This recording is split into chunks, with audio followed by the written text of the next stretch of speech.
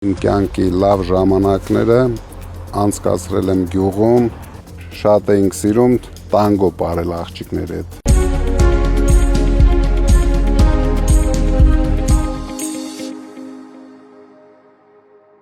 Պարոն Կարապետյան, բարև ձեզ։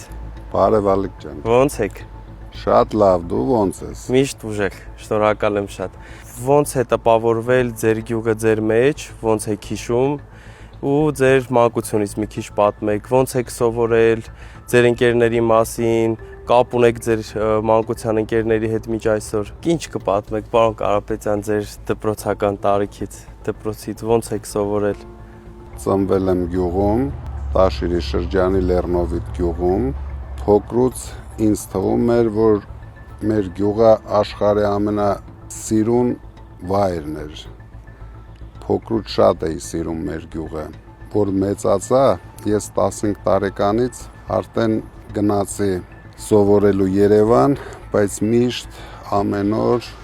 հիշում էի իմ կյանքի լավ ժամանակները անցկացրել եմ գյուղում իմ մանկական ընկերների հետ, դասընկերների հետ, մինչև այսօր բոլորս համախմբված իրար հետ անցնում ենք կյանքի դժվարությունները։ Դպրոցում շատ հետաքրքիր էր, որտեղ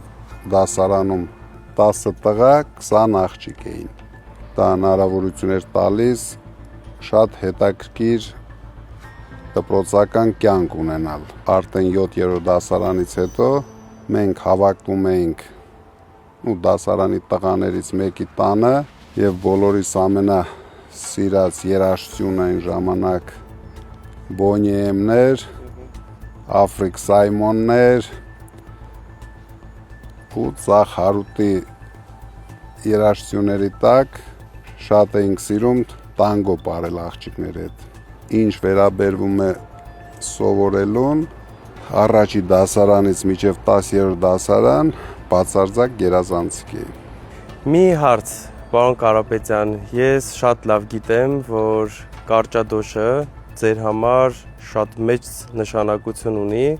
եւ գիտեմ, որ ամեն տարի ամռանը դուք պարտադիր գոնե մեկ անգամ ձեր հարազատների, ձեր ընկերների հետ, ձեր ընտանիքի անդամների, ձեր ընտանիքի ընկերների հետ անպայման գոնե տարին մեկ անգամ հավաքվում եք կարճադոշում։ Խնդրում եմ, ասեք, ինչ է կարճադոշը եւ ինչ նշանակություն ունի ձեր եւ ձեր ընտանիքի համար։ Երկու շատ սիրած վայր ունեմ ես մեր գյուղում, առաջինը կարճադոշն է, երկրորդը մենք ունենք բլուկսար ենք ասում։ Հա։ Ու ամենահետաքրքիրն է, որ երկու սարերի գագաթին էլ կան մատուռներ, որոնք ունեն իրենց լեգենդները, իրենց պատմությունները, բայց դա արդեն մեծ տարիքի ժամանակ մենք հասկացանք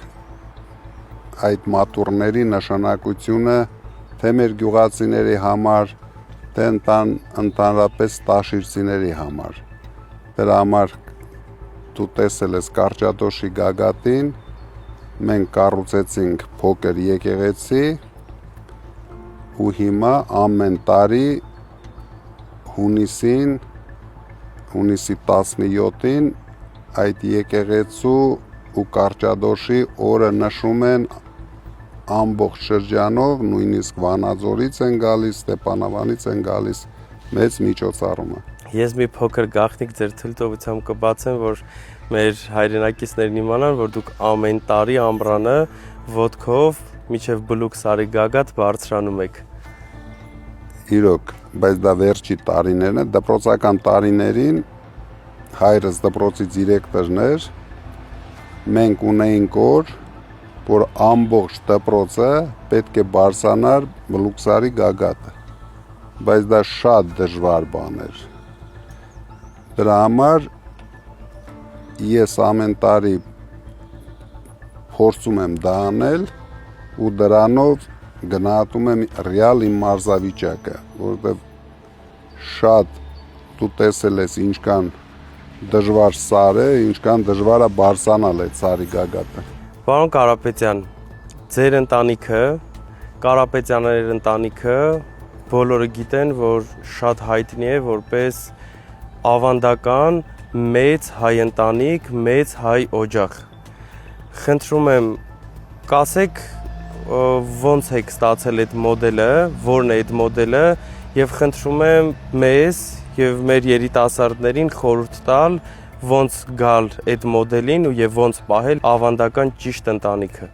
Մենք երկու եղբայր, երկու քույր ենք։ Իմ ծնողները մանկավարժներ էին, մեզ դաստիարակում էին մեր ավանդական արժեքներով։ Փոքրուց մենք արդեն հասկանում էինք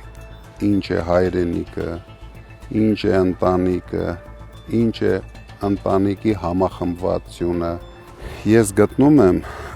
որ ընտանիքը պետության հիմքն է։ Համախմբված ընտանիքներով մենք կունենանք ուժեղ պետություն, ուժեղ ժողովուրդ։ Դրա համար մենք ձգտելու ենք դրան։ Աստված առաջ։ Համոզված եմ, որ այդպես էլ կլինի։ Վստահ եղեք, պետք է ունենանք